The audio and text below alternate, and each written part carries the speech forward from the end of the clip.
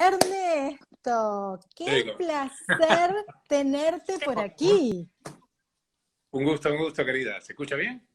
Se escucha perfecto. Muchas All right. gracias por estar entre nosotros. Te estaba presentando y decía cómo los profesores, los docentes aprendemos de vos, Ernesto. Muchas gracias por estar aquí. Y yo de ustedes, al contrario, un gusto. Maravilloso. Gracias por estar. Bueno, hoy nos encontramos hablando con vos sobre este tema que a mí me parece tan interesante, que es la bioregeneración. Mm. Siempre me gusta compartir entre mis alumnos de las clases de neurociencia todo lo que vos nos informás, el contenido de valor sobre el ayuno, sobre cómo romper el ayuno, sobre los procesos metabólicos.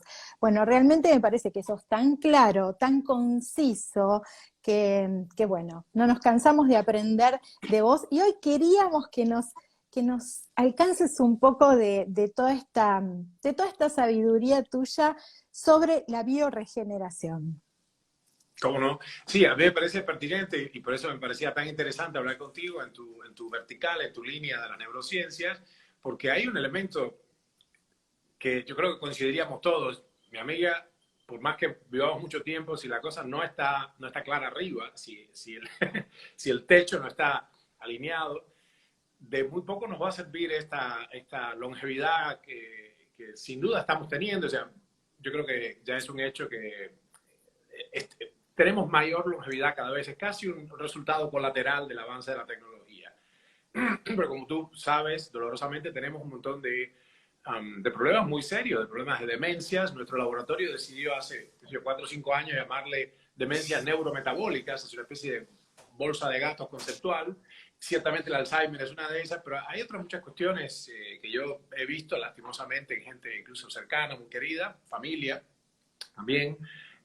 Y esencialmente es una declinación de la estructura vascular. Se empieza a ver que es un acúmulo de lipofusina. Hay un montón de elementos que hacen, como tú sabes, a que de pronto hay un deterioro de la cognición, la memoria, la capacidad de esencialmente navegar el mundo. Y es lo más triste que hay, ¿verdad? Que es que lamentablemente, Carolina, tenemos, todavía el cuerpo nos acompaña, pero ahí arriba no hay nadie y la identidad misma, lo que nos sostiene, la memoria misma se va, ¿no? Así que bueno, es un problema eso. Esa ha sido un poquito la preocupación, la tercera preocupación mía, ¿no? Y no sé cómo estás tú en esta línea con respecto a operacionalmente, ¿no?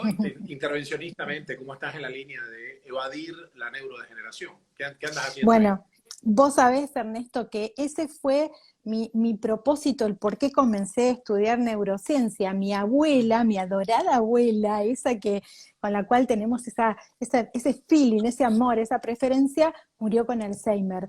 Entonces yo en ese momento estaba trabajando con otra carrera, era profesional de otra línea y dije, no puede ser que esta persona no esté más aquí. Yo tengo que entender cómo ayudar a la gente a que pueda evitar esta situación, porque el cuerpo aprendimos a que tenemos que cuidarlo, hacer gimnasia, la dieta, y esto nos quedó en el tiempo como superviviente, pero muchas veces nos olvidamos de cuidarlo y ahora sabemos que al Alzheimer se le dice diabetes tipo 2, ¿no es cierto? ¿O estoy diciendo Sí, mal?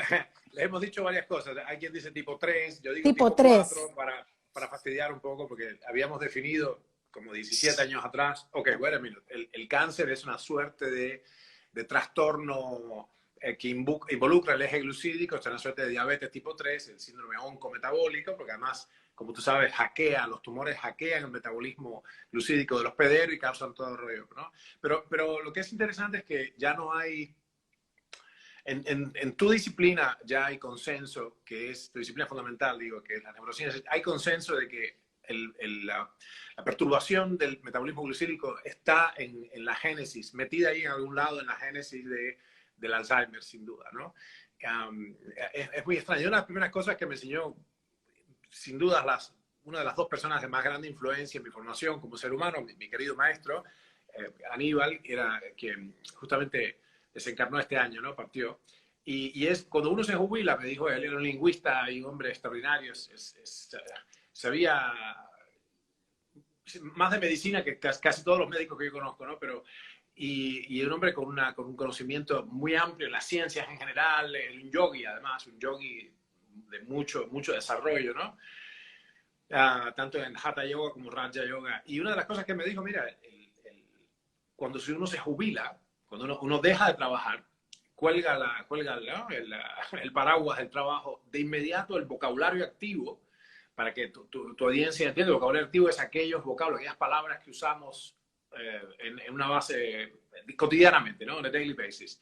Declina, se deprime a 100 vocablos o menos. Y eso equivale a una cosa así como un decremento del 80% de la neuroactivación. Por supuesto. Con lo cual, bueno, ok, entonces no hay que jubilarse, definitivamente no hay que jubilarse, ¿no? Y esta es una de las cuestiones porque baja el engagement neuronal, es un desastre, un auténtico desastre para las funciones superiores cognitivas, ¿no? Te diría que sí, esto de no dejar el continuous improvement, ¿no? No dejar nunca de avanzar, de aprender, crear esta reserva cognitiva, que a mí me gusta decirles para que se entienda el ahorrito debajo del colchón, ¿no? Es nuestra reserva cognitiva, ese ejercicio, como el músculo, que lo vamos a tener si vamos todos los días un poquito entrenando y fortaleciendo las conexiones neuronales. Y esto que decís tan importante, cuidar la alimentación, Ernesto, cuidar la alimentación. ¿Cómo podemos cuidar la alimentación para preventivamente, ¿no? Para no tener que llegar a los últimos años, bueno, con un deterioro cognitivo indeseable, con un cuerpo por ahí muy sano, como le pasaba a mi abuela, que decíamos, es de fierro, es de fierro. Sí, el cuerpo era de fierro, pero la mente... Sí. Sí, ahora hay una cosa, la primera que has dejado caer así, la primera noción que has pasado angelicalmente, no sé si la audiencia reconoce esto que tú has dicho, que es reserva cognitiva. Esto no es, para que entiendan los que escuchan, no es simplemente un capricho lingüístico de Carolina, es una noción, una apreciación sobre la que hay conceptos. Es un poquito difícil de definir, pero es, como bien dijo Carolina, es una reserva, como si fuera una reserva bancaria, ¿no? En la forma de, es un constructo, conceptual, pero resulta en lo siguiente, aun cuando hay un grupo de personas, más o menos, de hecho es casi un tercio de las personas con ya trastornos objetivables desde el punto de vista estructural, ya con trastornos objetivos, vasculares, neuronales, etcétera, en hallazgos por imágenes, esas personas tendrían que estar con demencia y no lo están.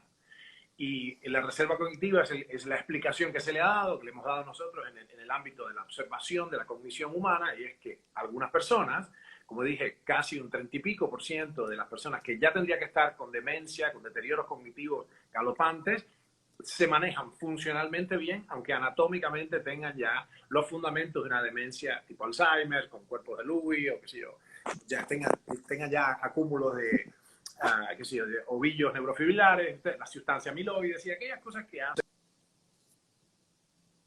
cerebrales, etcétera, aquellas cosas que hacen al deterioro neuronal. Sin embargo, extrañamente, como han hecho una cantidad de cosas a lo largo de la vida, tienen esta reserva cognitiva, esta suerte de reserva bancaria neuronal y mantienen la cognición, ¿no? Esa es una de las cuestiones. Y con lo que me preguntaban sobre la nutrición, la primera cosa, probablemente tenemos que ser más escuetos para que no es mucha información, pero una cosa es segura, digamos, la más notable característica del sistema nervioso central es que tiene mucha grasa, está hecho de grasa en definitiva, y hay una cuestión acá, la trama y la urdimbre del sistema nervioso central, que son las neuronas y las células de la glía, tienen una enorme cantidad de membranas, y bueno, mielina, etcétera, una serie de sustancias muy importantes donde... Muy bueno, muy bueno, muy bueno.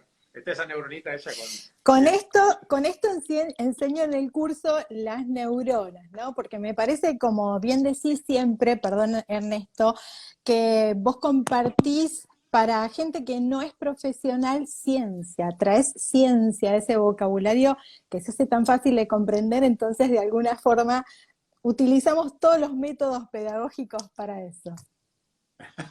Está muy bien, está bien. Sí, es curioso porque no, la primera cosa que es interesante y que traemos a colación a la persona que no tiene entrenamiento formal, pero está acá porque quiere adquirir un conocimiento operacional, activo, ¿no? Un conocimiento aplicable, es que las células del sistema nervioso central, que son inmensamente especializadas, han pagado un precio muy alto, como las figuras míticas de Odin y lo que es esto, que pagaron, qué sé yo, viste que le falta un ojo a este héroe, ¿no?, nórdico, porque cambió un ojo por la sabiduría, ¿no? Entonces, las células nerviosas han pagado un precio muy alto, las neuronas, muy, muy alto por su altísima especialización, y entonces tienen una tasa de reproducción que creíamos nula, creíamos que teníamos el número definitivo y único de neuronas al nacer y todo lo que hacíamos es perder en el tiempo. Ahora, por suerte, una de las cosas que tenemos es que existe la posibilidad circunstancial, condicional, ¿ok?, de que haciendo ciertas intervenciones sistemáticas se produzca en algunas condiciones y en unas partes del cerebro, como la vía rostral, primitiva, etcétera, se produzcan de pronto, o sorpresa, neuronas nuevas, en la neurogénesis adulta. O sea, una neurogénesis que ocurre como a destiempo, cuando ya no lo creíamos posible, como una cuarta dentición sería, cuando salgan nuevas muelas a los 80, pero y esto está probado, hay consenso que es así, para los que nos escuchan, no es que estamos suponiéndolo, no es un anhelo, no es wishful thinking de parte de Carolina y mío, esto está, digamos, se sabe que es así. Puede, énfasis en, es probable una neurogénesis adulta, es decir, que surgen nuevas células nerviosas para reponer la dotación perdida en edades avanzadas. Ahora, ¿qué hay que hacer para ahí? Bueno, volviendo a la observación de Carolina, una de las cosas más importantes es la nutrición, y en particular tiene que haber grasas de calidad, porque si no, simplemente ese tejido que es predominantemente graso, por raro que parezca, no tiene materiales de construcción. O sea, hay que poner las grasas adecuadas en la dieta. Así que nada de low fat ni nada de eso, porque ahí estamos medio fritos, ¿no? Eso, y siempre me gusta meterle el granito de arena al ejercicio físico, Ernesto, nuestro principal ahí propulsor del BDNF, ¿no? El factor neurotrófico de crecimiento, que es el agüita para las plantitas para crear nuevas conexiones neuronales. Claro, claro. Sí, sí. Es curioso, ¿no? Pareciera ser que es estímulo dependiente y el trabajo motor, esta cuestión Ahí va. motor, decimos, una cosa muy rara, ¿no? ¿Por qué afecta el cerebro algo que es de los músculos? Sí, lo que pasa es que hay que entender sobre todo en rutinas motoras complejas y en trabajo de explosión con fuerza, ¿no?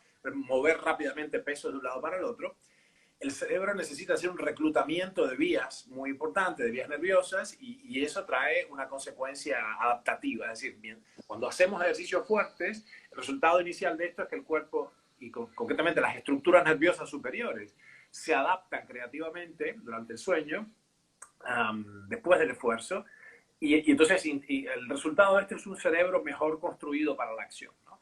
De alguna manera, pero lo que tienen que entender nuestra audiencia en este caso es que esto no sucede, hay que pagar el precio, ¿no? No sucede espontáneamente. Necesitamos poner ahí, digamos, puntos y horas de práctica, ¿no? Horas de vuelo, para que el organismo se adapte. Si no hay presión, no hay adaptación. O sea, la fricción trae desarrollo, ¿no? Sin fricción no hay desarrollo, si se entiende lo que decimos. Así que ya, para que no se pierda nuestra audiencia, Carolina, tenemos ya dos cosas.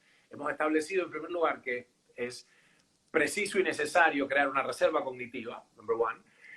En segundo punto, acciones que parecen simples y anhelables, como jubilarse, deprimen brutalmente el engagement, bajan el vocabulario activo, con lo cual baja la cantidad de actividad nerviosa superior. La nutrición es crucial y requerimos grasas de buena calidad. Y el ejercicio físico es una necesidad neurofisiológica, ¿no? No solo muscular, obviamente sabemos que la sarcopenia es el enemigo de la longevidad, porque cuando se atrofian los músculos, se atrofian los huesos, y ahí tenemos desde neumonías hasta anemias, hasta fracturas del fémur y todo el rollo, ¿no? Pero en definitiva, si no hay una maquinaria de moverse poderosa, si nuestro cuerpo no permanece siendo una máquina poderosa, una máquina motora, ¿no? Una máquina biológica, desde el punto de vista de la locomoción, el cerebro simplemente se encoge y interpreta que no hay nada para hacer. Esto es importante porque tenemos, para que nuestra audiencia, si no lo sabía, lo sepa, y si lo sabía, lo recuerde, se produce con el tiempo, esto es un signo de la edad biológica, una atrofia del encéfalo, es decir, se achica, literalmente se achica la masa encefálica a un cierto ritmo, y esto es un marcador de la edad biológica, y podemos oponernos a ello, y hay sustancias de conocida eficacia para esto, por ejemplo, la taurina, las vitaminas del complejo B, en particular la tiamina o vitamina B1, y extrañamente sustancias que parecieran ser más o menos como, qué sé yo, accesorias, como el tuétano de huesos, o las nueces, o el sésamo negro crudo, que ya hay consenso, hay mucha información científica de que proveen las materias grasas apropiadas para la reconstrucción del cerebro, ¿no? Así que, nada, vamos sumando. Espero que estén tomando nota de esto. Sí, ya están tomando nota, preguntan las grasas, ahí se contestan porque muchos te conocen y te están, bueno, dando unas palabras Bien. de amor y de reconocimiento, bueno, megavitamínicos, omega 3, ¿qué son las grasas saludables? Preguntan acá, bueno, un poco... Ok, bien, fair enough. Tenemos que poder definirlas un poco. Yo le llamaría grasas constructivas, ¿no? Grasas Bien. constructivas. Hay un problema acá que tenemos y ¿cuándo fue? No sé si fue antes de ayer. Sí, antes de ayer, acá, cuando hicimos bioregeneración en el Hilton de Aventura, en Miami, la primera cosa que salió, viste que es con micrófono abierto, la primera cosa que emergió, el primer dato es, ok, alguien dice, tengo que entender cómo hacer esto para organizar el ratio omega 3, omega 6. Bueno, la primera cosa que hay que hacer es dejar de comer omega 6.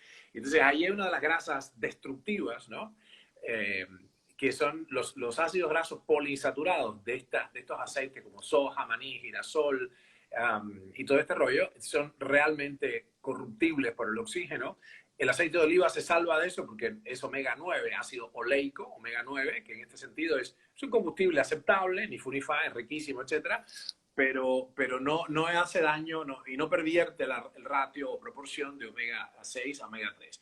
Entonces no hay que martirizarse con esto. Tenemos realmente, el grueso de la población humana urbana tiene un ratio desproporcionado de omega 6 a omega 3, casi de 20 y pico a 1, cuando toda la vida en las dietas tradicionales de los cazadores y recolectores, etcétera, era 1 a 1, 1 a 2, pero no se maten gastando un montón de dinero en suplementos de omega 3, dejen de comer omega 6, que es una de las cosas más importantes, que trae muchísima inflamación sistémica, muchísima irritación continua, daño vascular y en el fondo además incrementa el conteo calórico, porque los aceites poliinsaturados son básicamente son calorías, es gasolina, porque son poliinsaturados, son muy corruptibles por el oxígeno, o sea, son moléculas promiscuas que rápidamente se pegan a los radicales libres del oxígeno, y eso contribuye a un proceso que se llama peroxidación lipídica. Se ponen rancias esas grasas muy rápidamente dentro del cuerpo. Para evitar todo esto hay que hacer que las grasas que comemos sean grasas constructivas, son las grasas que están en la palta, en los camarones, en la yema de huevo, en las nueces mismas, y por supuesto las grasas de los animalitos, el aceite de coco, etc. Pero esto entendido como un componente imprescindible para... es más, bueno, termino la frase. Estas grasas constructivas son un componente imprescindible para preservar la dotación neuronal, ¿no?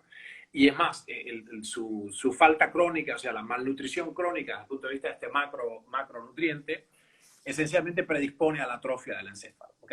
No comer grasas constructivas a lo largo de la vida, en particular Me por esta encantó. lipofobia, claro, este miedo a las grasas, supuestamente por el corazón, etcétera, predispone a la atrofia cerebral a lo largo de los años. Me encantó porque todo el tiempo estoy tratando de desmistificar esta pirámide en la que nos vendían que las grasas eran tan malas y después las mujeres, principalmente con la falta de grasas, comenzaron a tener muchos problemas hormonales. Entonces, Claro. porque se necesita la grasa para sintetizar, ¿no es cierto?, las hormonas. Entonces, siempre voy a... Queremos modificar nuestra alimentación, mejorarla, bueno, las grasas buenas y sobre todo ultraprocesados, Ernesto. Es un rollo, es un rollo. Además, no hay manera de saber, francamente. Bueno, mira, hay una cosa que no sé si el público lo sabe, porque hay muy poca, no sé qué fracción porcentual de tu audiencia es profesional. Esto yo lo pude encontrar porque pesquisé varias veces, más o menos un 9%, entre el 9 y un 11% de nuestra audiencia son profesionales. Y una y otra vez me encuentro lo mismo. Hay un desconocimiento muy grande de los temas esenciales de la micronutrición, de la nutrición como medicina, ¿no? Para nuestro grupo es muy obvio que la farmacología, que es la disciplina que estudia el efecto de las moléculas en los receptores, en el cuerpo, en la sangre, que se llama la farmacología, en pleno derecho, empieza en la nutrición. las primeras moléculas de las que tenemos que saber todo lo necesario son las moléculas que nos sostienen con vida. Para que nuestra audiencia esté al tanto de lo que digo, para que funcione esta máquina necesitan no uno, no dos, sino 40 nutrientes esenciales cuya ausencia es incompatible con la vida. ¿Okay? Y esencial quiere decir, en el contexto, en el lingo, en el parlance, el vocabulario de la nutrición, no quiere decir importantísimo. Hay muchas cosas que son súper importantes, pero no son esenciales, en el sentido de que podemos sintetizarlas a partir de otras sustancias que ya tenemos, ¿no? El caso del ácido glutámico, por ejemplo, bueno, que transformamos un poco la glutamina y sale ácido glutámico y así. Pero acá hay que entender que 40 nutrientes son absolutamente indispensables y requieren importación. Si no los comemos, no los podemos fabricar. La especie humana se distingue por ello, ¿no? O sea, es la especie que más tiene esclavitud nutricional, si se quiere. O sea, los animales más simples, las bacterias, fabrican con apenas un par de azúcares y una vitamina, fabrican la totalidad de las sustancias. Nosotros fuimos cediendo en el tiempo, el curso de la evolución, esa capacidad sintética, propia, interna, intrínseca, y fuimos entonces dependiendo cada vez más de las sustancias externas de la nutrición, simplemente para liberar nuestra capacidad funcional, ¿no? Volviendo al tema que decíamos, entonces, acá el rollo es, ok, bueno, necesitamos toda la adición, cantidades, vamos a decir, generosas de estas sustancias, no solo cantidades mínimas imprescindibles para no morir de una enfermedad carencial. Y como tú decías, los ultraprocesados, uno de los problemas que tienen severos es que están desprovistos de vitaminas esenciales, están desprovistos de microminerales. De hecho, el modelo que se usó originalmente en el tercio medio del siglo XX, y que nosotros lo podemos replicar, eso lo puede replicar cualquier laboratorio, el modelo para producir beriberi, para producir neuropatías así y encefalopatías, pero galopantes, que los animalitos, bueno, de hecho, si no los rescatas de eso, mueren, como pistótonos, un montón de signos así tremendos de deterioro, es dando arroz blanco, arroz pulido, ¿no? Se puede hacer con las palomas, por ejemplo, el modelo clásico son las palomas torcasas estas, le dan una dieta exclusiva de arroz blanco y desarrollan en pocas semanas una enfermedad mortal llamada beriberi, ¿no? Que ha azotado a la humanidad durante, de hecho, milenios, a partir de que hubo una transición alimentaria de estrictamente cazadores y recolectores a agricultores, ¿no? Entonces, ¿por qué es esto? Porque el arroz pulido, cuando le sacas, básicamente es la endosperma del grano, que lo que tiene básicamente es azúcar, es almidón, y pierdes con ello en la cáscara arriba, en la piel, está entonces las vitaminas, la tiamina. Y la tiamina es un factor muy importante neurotrófico, es el factor neurotrófico. Como tú sabes, el síndrome de Korsakoff y Wernicke-Korsakoff y las encefalopatías y las polineuropatías vienen, y en el fondo incluso el mal rendimiento académico y la falta de memoria muchas veces son signos de carencias crónicas de tiamina, vitamina B1 y otras vitaminas de complejo B, disfrazadas de no se sabe qué cosa, ¿no? De demencia no sé cuánto, o qué sé yo, ADHD o lo que sea, ¿no? Cuando en realidad lo que la persona que tiene el cerebro muerto de hambre. Así que los ultraprocesados, querida Carolina, son una amenaza para el cuerpo, porque no solo nos desbalanzan y nos acercan al momento de la muerte, porque son sustancias hipercalóricas, sino que no nos permiten reconstruir el cerebro. Para que la audiencia entienda, es imposible construir un cerebro saludable, y olvídese de la reserva cognitiva y todo esto, si no hay suficiente tiamina y otras sustancias, tiamina, vitamina B1, y como ya dijimos, las grasas constructivas, para después del esfuerzo diurno hacer la reconstrucción nocturna. Exactamente, me encantó. Para que puedas tomar un poco de aire, Ernesto, porque vos sos como yo, tan apasionado que nos regalás todo esto que nos llena de conocimiento. Quiero contarles a la gente que está mirando este vivo y que no conoce a Ernesto, que él tiene 4 libros bestsellers. ¿Dónde podemos conseguir tus libros, Ernesto? ¿En Amazon? En Argentina los podemos conseguir en Amazon, ¿cómo es? Sí, están todos en Amazon porque empezamos por ahí, pero yo creo que la mejor plataforma es mi propia página. En Hotmart están mucho más accesibles inmediatamente y bastante más baratos que en Amazon. Y sí, mi página es ernestoprietogratacos.com. No es lo más original que he hecho en la vida, pues mi nombre.com. Perfecto. Okay. Así que ese es el modo. Ahí os encuentran ahí un enlace para los libros y los programas, etc. Gracias, Carolina. John Aqueto dice, los tengo todos. Bueno, muchas palabras y muchas consultas muy, mucha cantidad tenemos de consultas, ¿eh? Me gustaría que hables un poco sobre esto que ya venís hablando, pero sin esta palabra, ¿no? Que es la hórmesis. Ya. Sí, hay un asunto, es una observación extraña, realmente paradójica, y tan temprano como en 1950 se vio una respuesta, el gráfico es en forma de J, que es filosóficamente fácil de ver. Aquello, como decía Nietzsche, ¿no? Friedrich Nietzsche, en esta guerra que es la vida, lo que no te mata te hace más fuerte. Ok, ¿cuál es la cantidad entonces de injuria por debajo de la cual me fortalezco y por arriba de la cual me muero, ¿no? Me puedo morir de frío, de hambre, de quemadura, de calor, etcétera, de intoxicación con veneno de avispas, etcétera, etcétera, etcétera. Bueno, fantástico. Bueno, de hambre, por supuesto, creo que mencioné. La inanición absoluta nos mata de hambre. Un poco de inanición es un ayuno y tiene un efecto terapéutico. El calor, bueno, nos puede matar de calor, directamente el calor nos liquida, nos mata con un shock térmico, nos mata, pero un poco de calor en la forma de hipertermia a cuerpo completo, como la sauna, bueno, resulta que es inmensamente reconstructivo. El frío nos mata, la hipotermia mata, se han muerto millones y millones de humanos a lo largo de los últimos 70.000 años de frío, o más incluso, la cuarta glaciación. Si el frío es un enemigo de la vida, claramente nos mata, ¿no? Y yo lo sé muy bien porque he estado no en una, no en dos, sino en 4 expediciones en el Ártico canadiense, en Nunavut, con nuestros amigos los esquimales, y lo más frecuente es morirse de frío, directamente. Pero exposiciones controladas al frío nos dan un boost y permiten entonces, por una vía que quizás es demasiado complejo explicar hoy, producen una respuesta adaptativa. Y así, bueno, el hambre nos mata, pero un poco de ayuno es vivificante. El calor nos mata, pero la hipertermia es vivificante. El frío nos destruye, nos mata la hipotermia, pero la exposición al frío es la crioterapia. Y así, la exposición a toxinas, etc. El sol mismo, el sol te mata, te destruye, el sol quema y blanquea todas las cosas, te deja unos huesos blancos en el desierto, como es obvio.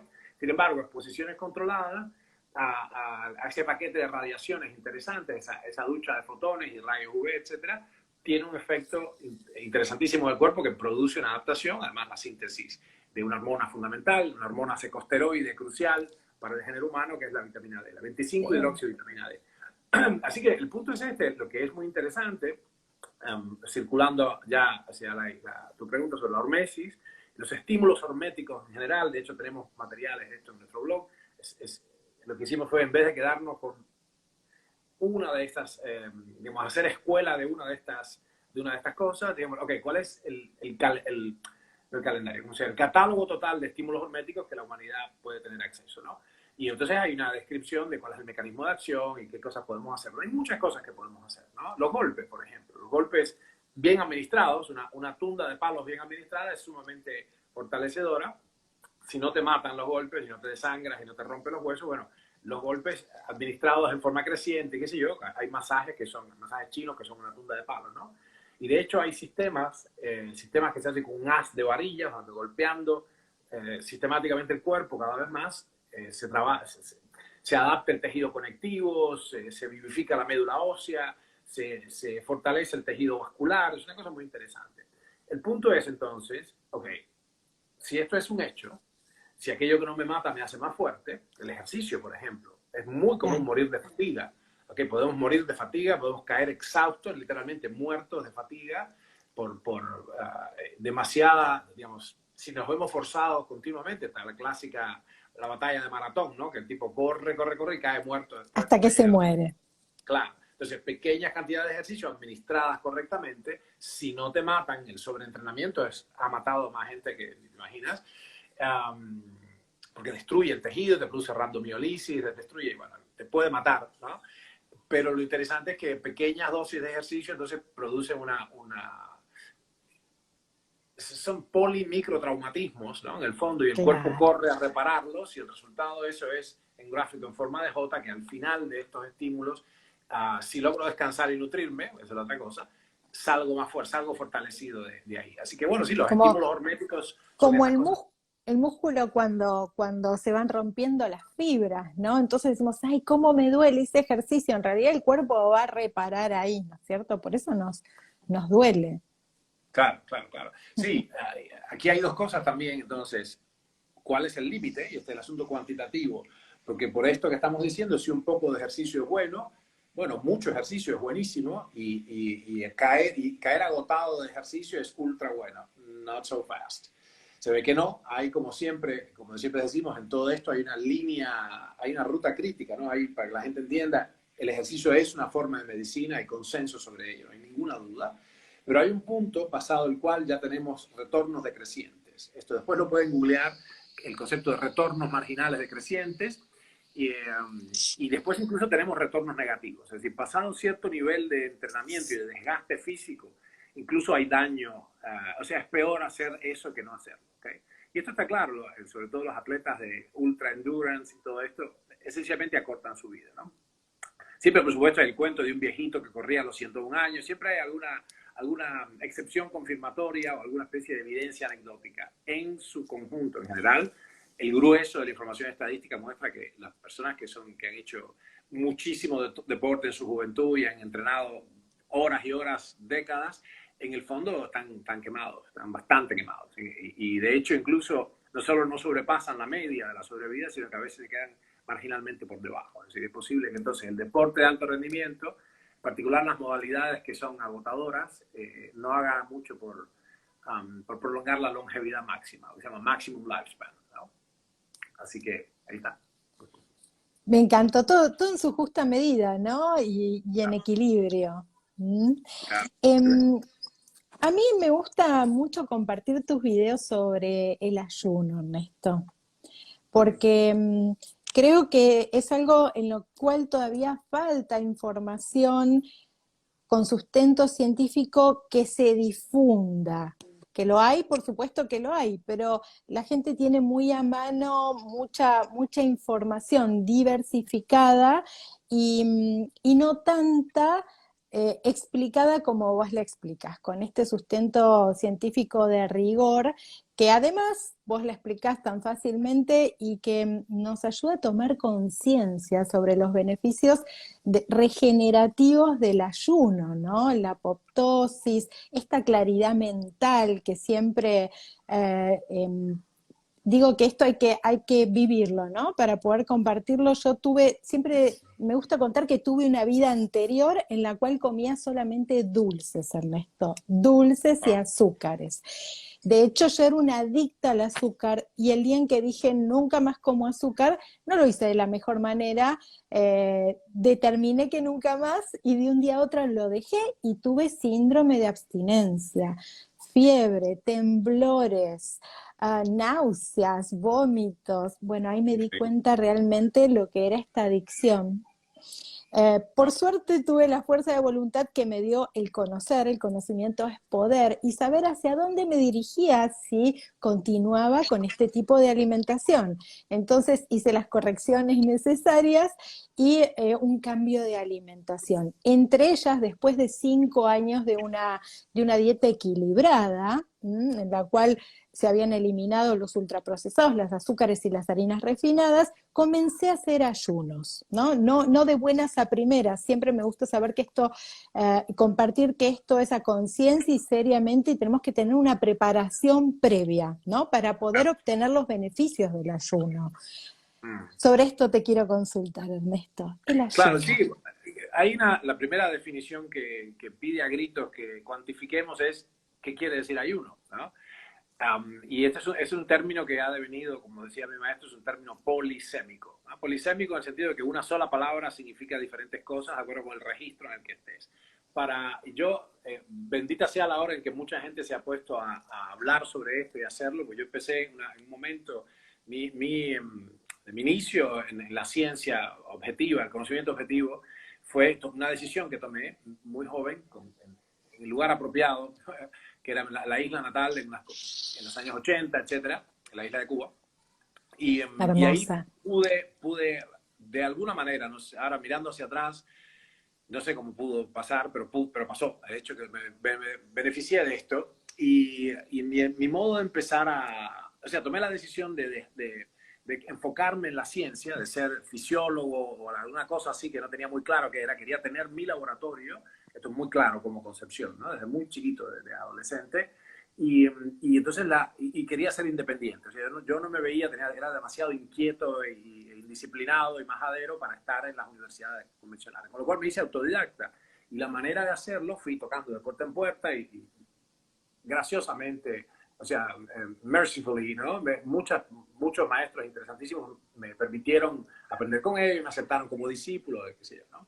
Así que fue una circunstancia única en su momento. Y la manera en que yo me enseñé a mí mismo, por ejemplo, biología celular molecular, fue replicando los experimentos clásicos de la biología. Uno de ellos precisamente es el de la restricción calórica, que más o menos dice así: agarro un grupo de sujetos experimentales, por ejemplo, cobayitos o algo así, o lombricitas, o qué sé yo, moscas de la fruta, se dividen en dos grupos de iguales características y uno expone al grupo A una restricción calórica de 1/3 de las calorías totales de por vida, y al otro grupo lo observa simplemente y le da la dieta que ese grupo... Esto está muy claro, en el laboratorio hay normativas, se sabe perfectamente, y los técnicos de laboratorio, yo rápidamente me alié con gente, ¿no? Que después esa gente terminó siendo bioquímicos, farmacólogos, médicos, psiquiatras, etcétera, ¿no? Que contrataba para los diferentes desarrollos de mi laboratorio, que creció mucho con las décadas, ¿no? Y aquí lo que pasa, acercándonos, Carolina, a una definición de ayuno, ¿no? O, por ejemplo, un acuerdo lingüístico sobre a qué le vamos a llamar ayuno, antes de poder responderte. Y lo que ha mostrado la evidencia experimental es que la restricción calórica severa del 30% de las calorías totales, vitalicia, a lo largo de toda la vida de ese grupo experimental, es que baja la mortalidad por toda causa y sube la longevidad máxima. Estas dos cosas. O sea, mueren menos individuos por enfermedades degenerativas en ese grupo, y en general el grupo vive más que el grupo observado sin tratar, el grupo de control se llama, ¿no? Así que bueno, desde este punto de vista todo estaba claro, y un poco la carne con papas de la biogerontología, de una de las 3 disciplinas que más me gustan, siendo neurociencias y biología tumoral las otras 2, es que la restricción calórica prolonga la vida en todas las especies testeadas a la fecha. ¡Ouch! ¿Será entonces que podemos, querida Carolina, aplicar esto, traducirlo al género humano? Bueno, esa es la cuestión que estamos empeñados hace décadas en resolver, los científicos que hacemos biogerontología, pero lo que está claro es que los marcadores, todavía es temprano para ver eso, nos tendremos que enterar dentro de 40 o 50 años en mi caso, ¿no? Dios permita. Es decir, cuánto más duré que la media de mi generación. Pero lo que sí es seguro es que los biomarcadores asociados con una mejor salud metabólica, una longevidad máxima mayor, están presentes de inmediato cuando haces una restricción calórica severa. Lo que normalmente se llama ayuno es alimentación restringida en el tiempo, time restricted eating, que es inmensamente eficaz y valiosa para un subconjunto de los humanos. Los humanos podríamos estar divididos burdamente en unos 8 subgrupos, yo les llamo estos subfenotipos metabólicos, unos 8 grandes grupos discernibles, ¿no? De acuerdo con un sinnúmero de cuestiones: el sexo, la edad, el índice de masa corporal, la tasa metabólica basal, etc. Y hay un subgrupo de esta gente donde qué sé yo, OMAD, o sea, one meal a day, comer una comida por día, o volar la cena, o arrancar a comer únicamente mientras el sol está afuera, etcétera, etcétera. Cualquier regla, cualquier modo de acercarnos a ello, en suma, cualquier práctica alimentaria que disminuya las calorías totales a lo largo del tiempo, asumiendo que la dieta es suficientemente rica, ha resultado ser útil como decía, para un sinnúmero de subfenotipos. Para otras personas no lo es tanto, esta restricción moderada crónica, ¿no? Entonces, para ponernos de acuerdo en el lenguaje, lo que normalmente se llama ayuno, yo le llamo simplemente restricción calórica moderada crónica, cualquiera de las submodalidades está bien, pero lo que en nuestro lenguaje, en nuestro laboratorio se llama ayuno, es el ayuno absoluto, es la inanición absoluta. Esto es la suspensión total, la supresión calórica en exceso de 48 o incluso 72 horas para algunos subfenotipos que tienen mucha resistencia insulínica, etc. Eso ha probado, ahora puedo responder con definición cuantitativa, esto ha probado ser tremendamente eficaz y de hecho ha probado ser la única manera real de acceder a un fenómeno espectacular que se llama autofagia, y es una limpieza celular que ocurre cuando el organismo ha traspasado un cierto umbral de inanición. Esto no ocurre en 8 horas de ayuno, de suspensión de la comida. Esto no ocurre ni siquiera en 16, y para una fracción pequeña de las personas ocurre a las 36 horas, pero el grueso de los humanos, yo tengo 55 años, peso 94 kilos, yo y los demás que están en peores condiciones metabólicas necesitamos 48 y hasta 72 horas de inanición absoluta para que empiece, digo, la autofagia. Con lo cual, acá tenemos una herramienta de extraordinaria eficacia, demostrada, sobre esto hay consenso, esto no es un debate, sobre esto hay consenso científico, experimental, ¿no? Esto es demostrable, replicable en múltiples modelos experimentales. Pero el problema que tiene es que tenemos que renunciar a un montón de días de comer por una buena causa, pienso yo, y además hay que hacerlo varias veces por año. Así que bueno, sobre la base de eso hemos construido un programa, Ayuno Profundo 3.0, que es un programa que me encanta hacer porque primero me recuerda a mí constantemente por esta cuestión de, de congruencia ontológica, que yo tengo que practicar lo que predico, y por otra parte es una herramienta que la gente tiene ya de por vida. Lo aprendes una vez, aprendes exactamente cómo se aplica esto a ti, y a partir de entonces tiene una herramienta que es, bueno, es la única medicina que no cuesta dinero. Es más, la única medicina que da dinero es el ayuno, porque te ahorras lo que gastarías en comida, ¿no? Así que bueno, ese es el asunto. Y en remedios, además. Ni hablar. Sí, es increíble. Pero ¿sabes qué pasa? Yo digo lo de la comida porque esto es un problema de acomodo financiero. A menos que alguien esté muerto de hambre, si la persona vive, entonces está comiendo. Si está comiendo, la economía está ahí. Lo que hace falta es alocar el capital en algo mejor, que no sea comer. En este caso sería en no comer. Pero nadie contabiliza, ni económicamente ni biológicamente, los resultados futuros, o sea, los daños futuros de comer desaforadamente, de estar malnutrido, muchas veces, de manera paradójica, simultáneamente obeso y malnutrido. Esto es muy común. En Estados Unidos, acá tenemos 85% de la población tiene un grado discernible de diabetes y obesidad, juntos, diabesidad. Así que eso es un problema muy serio y esa transición epidemiológica es muy clara también. Pasamos de, durante milenios la humanidad morir de infecciones, accidentes, congelamientos, guerras, etcétera, y otro tipo de cosas, mayoritariamente infecciones y hambre nos mataban, ¿no? Infecciones, hambre y frío. Pasamos a morir de cáncer, infarto y este rollo, las enfermedades de la civilización, ¿no? Y sífilis también, por ejemplo. La civilización y la sifilización anduvieron de la mano. Ahí nomás. Y también pasamos, Ernesto, de tener que salir a cazar, a levantar un teléfono y pedir directamente el delivery, ¿no? Que yo prácticamente no conozco el delivery, pero pensemos ya de por sí, ¿no? Cómo ha ido cambiando y qué poco tiempo generacional, creo que son nada menos que 20 generaciones, 2 digitales, ¿no? Ya pensemos 2 digitales, hasta las que tenemos que sumar después de todo lo que tiene que ver con la industrialización, que ahí, bueno, ya fue menguando el trabajo físico, y hoy por hoy, en estas dos solamente generaciones digitales que levantamos y pedimos algo para comer, ni siquiera vamos a comprarlo, ¿no? Entonces, claro, bueno... Sí, el último refugio, el último reducto de trabajo físico, que era caminar en el shopping mall, de pronto ahora viene la gente con los carritos, se van en carritos, los hombres enormemente gordos, y no hacen ni el ejercicio de ir a comprar. O sea, que era el último reducto de la biomecánica, ¿no? Sí, acá hay un rollo. Ciertamente la revolución industrial fue fundamental en la mecanización y todo esto vino asociado a una explosión demográfica. Esto es discernible con data fehaciente ya desde el año 1000, más o menos. En torno a había esta suerte de censos informales en las ciudades europeas. Ya es un poquito más claro, por ejemplo, con los cronistas de Indias, ya en la conquista de las Américas, a partir de 1640 y pico, pero es evidente que a partir de la revolución industrial, donde sí contamos ya con data fehaciente, que empezó a haber un cambio muy importante. Sin embargo, para los que les apasiona la fotografía, por ejemplo, a mí me parece increíble desde el punto de vista netamente antropológico, ¿no? Antropología incluso física, cultural y médica.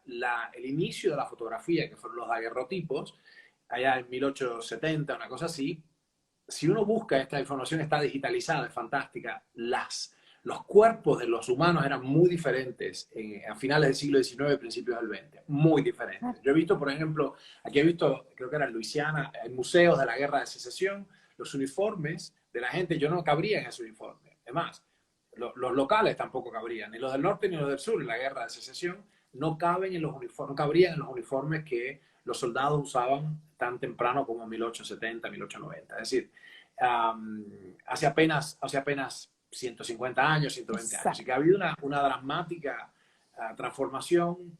Y acá el problema, la audiencia tiene que entender que la razón por la que esto sigue existiendo y no nos mata es porque los resultados deleterios de la malnutrición hipercalórica ocurren después del fin de la fase reproductiva. Vamos otra vez. Los resultados destructivos de la malnutrición hipercalórica, es decir, comer inmensa cantidad de comidas procesadas sin los micronutrientes esenciales, a duras penas nos permiten permanecer con vida, pero sus verdaderos daños, infarto, cáncer, ACV y otro tipo de cosas, diabetes, todos los rollos, falla renal, etcétera, falla hepática, ocurren con la acumulación de las décadas después de los 40, 45 años, con lo cual entonces nos da tiempo a reproducirnos y hacer todavía otra generación, otra camada de gorditos sedentarios, nuestros hijitos gorditos sedentarios, ¿no? Sin pagar los platos rotos hasta la edad madura, ¿no? Así que esta es una de las cuestiones a ver desde el inicio.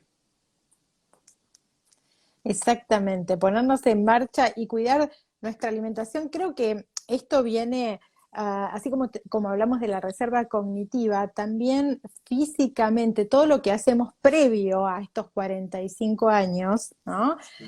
Si bien ahí comenzamos a notar cierto deterioro, esto ya viene siendo un resultado de los hábitos y las costumbres que tuvimos durante toda la vida. Siempre estamos a tiempo para cambiar para mejor. Siempre. Sí, sí, sí. De hecho, hay estudios muy interesantes de nonagenarios de incremento de la masa muscular con un simple programa de 8 semanas. Por supuesto, hay un elemento a tener en cuenta. Esto, si uno tiene ya más de cierta edad, probablemente habría que considerar alguna forma de reemplazo hormonal bioidéntico y todo esto. No es un tema que se escapa de lo que podemos hablar acá con seguridad, digamos, ¿no? Para no dejar insatisfecha a la audiencia, esto es una cosa que... Pero francamente, el ejercicio en sí mismo, y con el rabillo del ojo vi una pregunta sobre la hormona de crecimiento en el ayuno, que ahora pienso satisfacer. El ejercicio en sí mismo, el ejercicio de fuerza en particular, y estas jornadas de ayuno absoluto profundo rescatan, producen extrañamente, un poco paradójicamente, producen un incremento sustancial de ciertas hormonas anabólicas, anabolizantes nuestras, intrínsecas nuestras, como la hormona de crecimiento. Pareciera ser que el cuerpo, frente a una caída total de las calorías, no hay comida, sube paradójicamente la hormona de crecimiento porque quiere preservar el tejido muscular. Entonces se pone a vivir afanosamente de la grasa acumulada en el periodo inmediato anterior y trata de bajar la tasa de gasto sistémico para que no se dilapide el tejido muscular. Habida cuenta que pareciera ser que cuando haya posibilidad de comer otra vez, yo tenga todavía una máquina apta, ¿no? Cuando haya posibilidad, alimento otra vez. Esto, por supuesto, se forjó en los últimos 80 millones de años, porque siempre la inanición venía de la mano de que había un invierno muy profundo, 7 metros de nieve, o que si yo no había animales en este coto de caza, o un incendio forestal, y mi tribu tuvo que moverse 100 kilómetros hacia abajo en el valle. En suma, pasábamos hambre durante varios días o semanas incluso, inanición absoluta, hasta que de pronto daba la oportunidad de volver a cazar algo, a recolectar o a levantar, que si una piedra y comer lo que fuere, o a pescar algo en el río, o a cosechar la médula ósea en los huesos grandes de los animales que otros los carniceros cazaban, y entonces podíamos salvar nuestra vida escasamente con ese festín que llegaba en un momento donde casi ya no teníamos nada para dar, ¿no? Así que sí, evidentemente estamos a tiempo, Carolina, como tú dices, el entrenamiento físico, el entrenamiento correcto es mágico, en particular el entrenamiento de fuerza. Y sin dudas el ayuno bien administrado, en particular cuando uno empieza con conocimiento de causa. Yo sugeriría que la audiencia no se largue a simplemente a dejar de comer, sino que estudie, bueno, a qué hay que regresar, o sea, a qué mega nutrición hay que regresar para compensar la inanición del ayuno mismo, y que le den una oportunidad a estas estrategias, porque tanto para el cuerpo como para el cerebro son realmente indispensables.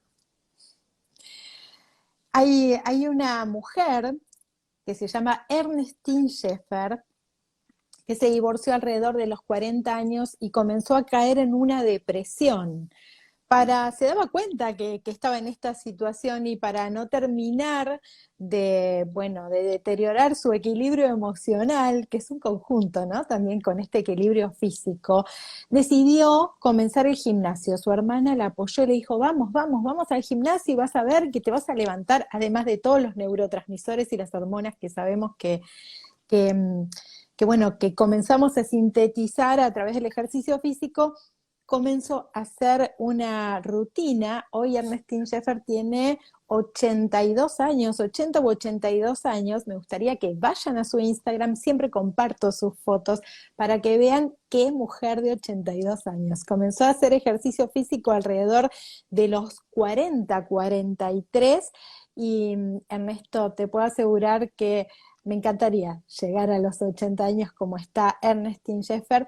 Este factor de crecimiento se ve, esta hormona de crecimiento se ve en la piel también, ¿no? Claro, sí. Somos hijos de los hábitos y también un buen hábito de entrenamiento se ve en la piel, se ve en la postura, se ve en esta postura ante la vida, ¿no? De expansión también, que tenemos todos aquellos que nos gusta entrenarnos y un poco exponer al cuerpo a esta resistencia. Lo que no te mata te fortalece, dijiste bien, y me gusta ahí como un poco representar la hormesis con esa frase y que sea bien accesible, ¿no? Bien claro para todos los que estamos aquí aprendiendo de vos.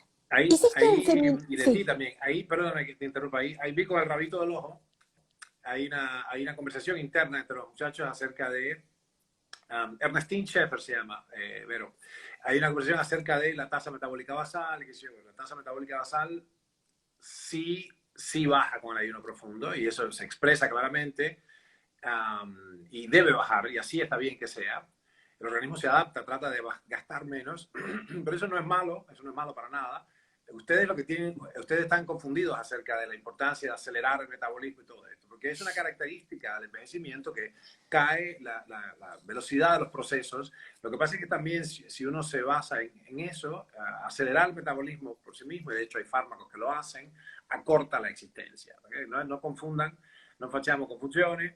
Hay unos problemas que, por eso, estudien un poco más, miren el blog, miren todas estas cuestiones. La razón por la cual la restricción calórica severa, vitalicia y los ayunos profundos prolongan la vida, además de que sanean por esta cuestión de la autofagia, es porque hay una ley biogerontológica que tiene que ver con la intensidad del metabolismo basal es inversamente proporcional a la longevidad máxima. Mientras más alta la tasa metabólica, más corta la vida; mientras más baja la tasa metabólica, más larga la vida. Esto está establecido para todas las especies, que las pobrecitas no pueden hacer nada. Las liebres no ayunan, los osos no ayunan, quiero decir, los animales no ayunan. El único animal del que tengamos noticia que ayuna voluntariamente, sin necesidad, sin estar enfermo, sin tener, sin pasar hambre involuntaria porque desapareció la comida, es el humano. Y entonces podemos manipular la tasa metabólica basal, pero hay que saber exactamente cómo se hace esto. No teman por la baja crónica del metabolismo basal. Es exactamente igual a que caen las pulsaciones del corazón. El promedio de las pulsaciones en reposo cae, paradójicamente, en las personas más entrenadas. Así que, paradójicamente digo, porque sube la frecuencia cardíaca durante el entrenamiento, pero por una adaptación, por una mejora de la eficacia, el promedio de la frecuencia en reposo es más baja en las personas entrenadas. ¿Right? Bien. Gracias por esa explicación. Ernest, vos compartiste un seminario este fin de semana sobre bioregeneración. ¿Vas a compartir este seminario de manera online? Contanos, ¿tenemos forma de acceder aún? No, es un taller privado que solo hago presencial, y es porque realmente es importantísimo lo que se da, pero no es susceptible de hacerlo online, porque hay muchas cosas que hay que aprender ahí en vivo y en directo, y requiere una intensidad que solo puedo conferir personalmente. Y hay cosas ahí, se llama secretos de bioregeneración por algo. Por eso lo hacemos regionalmente. Entonces, cuando hacemos, mi grupo hace anualmente una cosa que llamamos la gira de las ciudades. Entonces, a diferentes ciudades de Europa, de América, qué sé yo, las ciudades alfa del mundo de habla hispana, y bueno, ya vamos a ir anunciando en cada lugar. Pero no, Carolina, no se puede hacer online, a distancia, es solamente presencial, ¿no? Bueno, acá dicen Algo tenía que quedarnos excelente presencial, taller. hermanos. Dice excelente taller, muchas gracias. Acá comparten. En Chicago, dice Marina Raquel. En Chicago, no, no, en San Francisco seguro, en San Francisco hay uno, y en New York puede ser también, pero está por terminar la fecha en la segunda parte del año, ¿no? En Barcelona y en Madrid y en Portugal, o sea, en España y Portugal vamos a estar ahora en septiembre. ¿Right? Bien, en España y en Portugal. Dice Marian Fontán, yo lo hice en Buenos Aires un 10. ¿Para cuándo en Buenos Aires de vuelta? No sé si pueda ser, vamos a ver, no tengo idea porque está bravo, el calendario está bastante bravo, pero podría ser para noviembre quizás. ¿Cuándo es? Tengo que preguntarle, porque hay uno en Santiago de Chile y entonces puede ser que crucemos en avión, es un tiro. Puede ser que, no quiero decir un disparate, pero creo que es noviembre, Santiago. Y es probable entonces que se pueda hacer ahí en Buenos Aires, Secretos de Bioregeneración, ¿no? Es un seminario espectacular y la gente, hay mucho trabajo, es intensivo, es bravo, no es un paseo, es bien fuerte, pero lo que pasa es que en resumen, es la esencia de lo mejor que ha emergido en la literatura científica, cribado por nuestro grupo. Es una selección muy, muy específica de aquellas cosas que verdaderamente funcionan, de las que podemos decir que no hay debate, que hay consenso, ¿okay? En la literatura científica, en biogerontología. Esto es de los últimos 5 a 7 años, ¿no? Y sobre todo, y muy interesante también, no sobre todo, pero además, qué cosas no funcionan y en qué no hay que gastar dinero, que es un montón de tonteras. Y esto es un ahorro significativo, ¿no? De energía, de tiempo, De tiempo. dinero. Claro que sí. De fuerza. Y sobre todas de fuerza y sobre todas las cosas de focalizar, ¿no es cierto? A mí que me gusta hablar tanto de esto, ¿no? De focalizar la energía. Ciertamente es cierto, eso de que crece hacia donde focalizamos la energía, así que para mí será un placer cuando venga a focalizar mi energía en tu seminario. Ernesto, ¿cuándo vienes a México? Lo máximo, si queremos Argentina, todas palabras de agradecimiento. Ernesto, Gracias. muchísimas gracias a vos, no quiero robarte más tiempo, ha sido muy No, al contrario, generoso. Te esperamos por acá en Argentina, espero estar, tengo un viaje en el medio, espero estar en noviembre y poder compartir con vos, bueno, todo esto que tan generosamente compartiste un poco hoy con nosotros acá. Un gusto, un placer, Carolina. Gracias por invitarme a tu base. Gracias. Para Pronto. todos los que preguntan, queda subido el vivo para que los compartamos y volvamos a refrescar todos estos conceptos. Ok, cómo no, gracias. Yo no sé cómo manejarlo, no tengo ni idea, pero tú sabes, si tú lo dices, sí. tú Yo lo cómo comparto. gestionarlo. Por supuesto, lo comparto y te lo comparto también a vos, Ernesto, para que puedas, bueno, ponerlo en tus redes y que, bueno, todos lo disfrutemos. Muchas gracias a todos por estar. Muchas gracias, Ernesto. Cuídense mucho. Chao, chao. Un placer y un honor. Gracias a todos por estar.